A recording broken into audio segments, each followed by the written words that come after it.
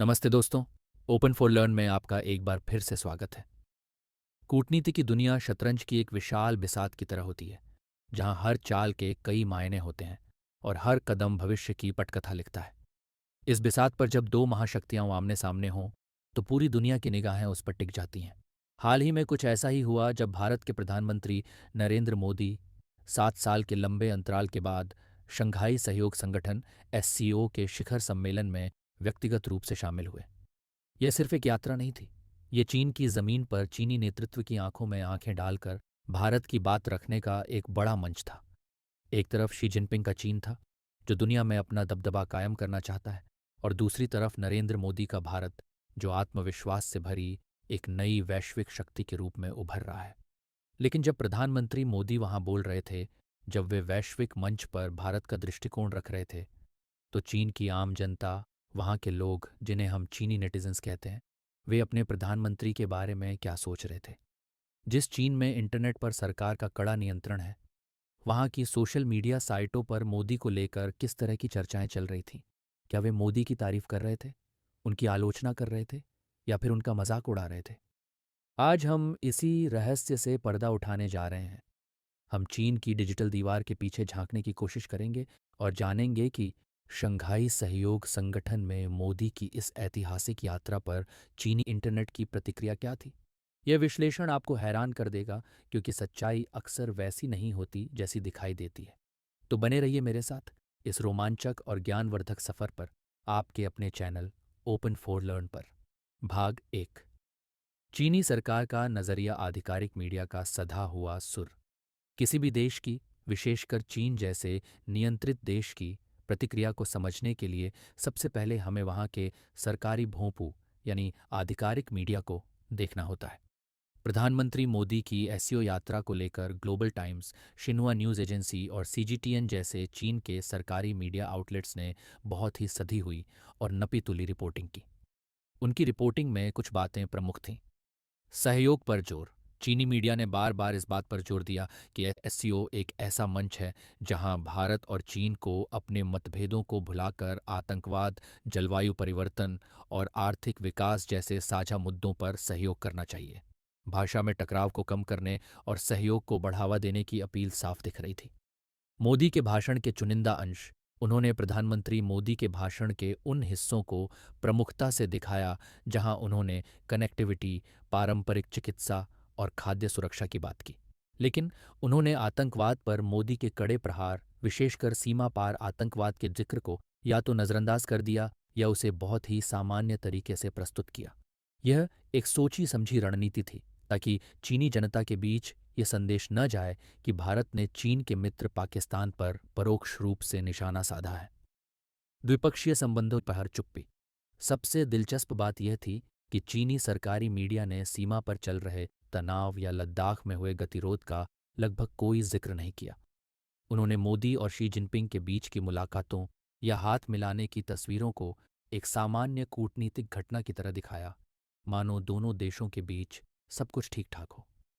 इसका मकसद अपनी जनता के सामने एक ऐसी छवि बनाना था कि चीन के नेतृत्व में सब कुछ नियंत्रण में है और भारत जैसे बड़े पड़ोसी के साथ भी उसके संबंध सामान्य हैं।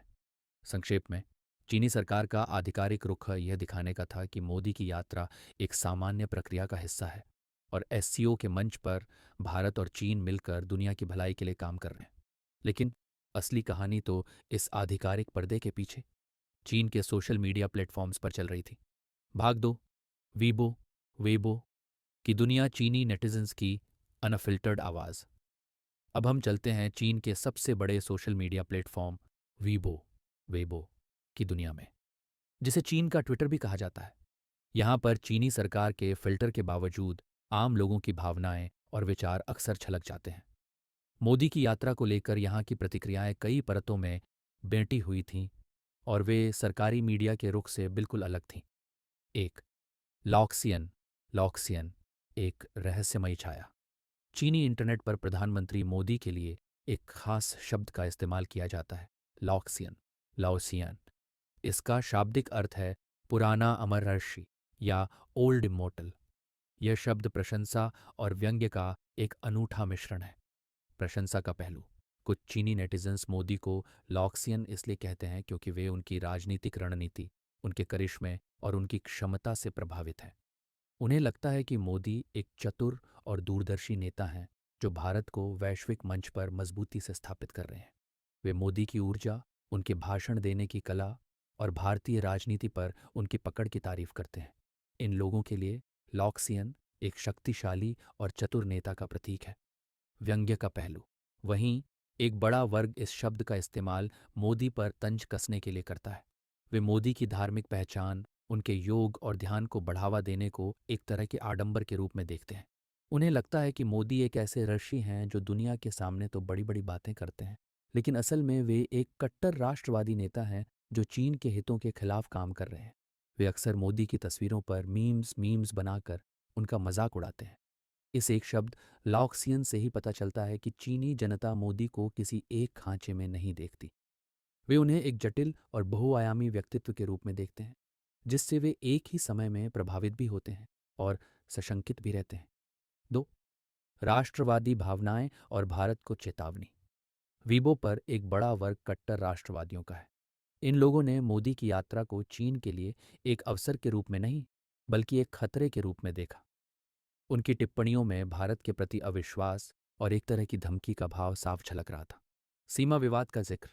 जहां सरकारी मीडिया सीमा विवाद पर चुप था, वहीं ये राष्ट्रवादी नेटिजन्स लगातार 1962 के युद्ध की याद दिला रहे थे। वे लिख रहे थे, भारत को 1962 नहीं भूलना चाहिए। मोदी चीन की जमीन पर आकर हमें ही आंखें दिखा रहे हैं, और अगर भारत ने कोई भी गलत कदम उठाया तो उसे इस बार और भी बुरा सबक सिखाया जाएगा। आर्थिक तुलना। इन लोगों ने भारत की आर्थिक प्रगति का मजाक उड़ाया। उन्होंने भारत की गरीबी, उसके बुनियादी ढांचे की कमियों और मेड इन चाइना पर उसकी निर्भरता को लेकर कई पोस्ट किए। उनका तर्क था कि भारत अभी भी चीन से बहुत पीछे है और उसे चीन से प्रतिस्पर्धा करने का सपना छोड़ देना चाहिए। अमेरिका से दोस्ती पर तंज। उन्होंने भारत और अमेरिका के बीच बढ़ती नज़दीकियों पर भी जमकर निशाना साधा। उन्होंने कहा कि भारत अमेरिका के हाथ की कठपुतली बन गया है और चीन को रोकने के लिए पश्चिमी देशों के जाल में फंस रहा है।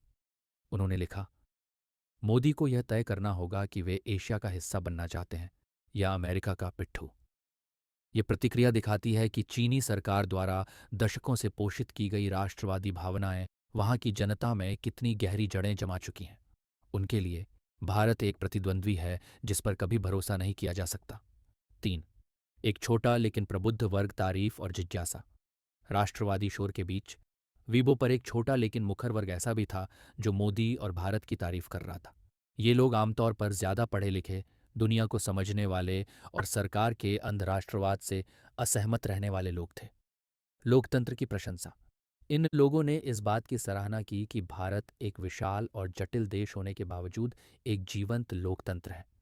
एक यूजर ने लिखा, हम मोदी का मजाक उड़ा सकते हैं, लेकिन हमें यह स्वीकार करना होगा कि वह जनता द्वारा चुने गए नेता हैं।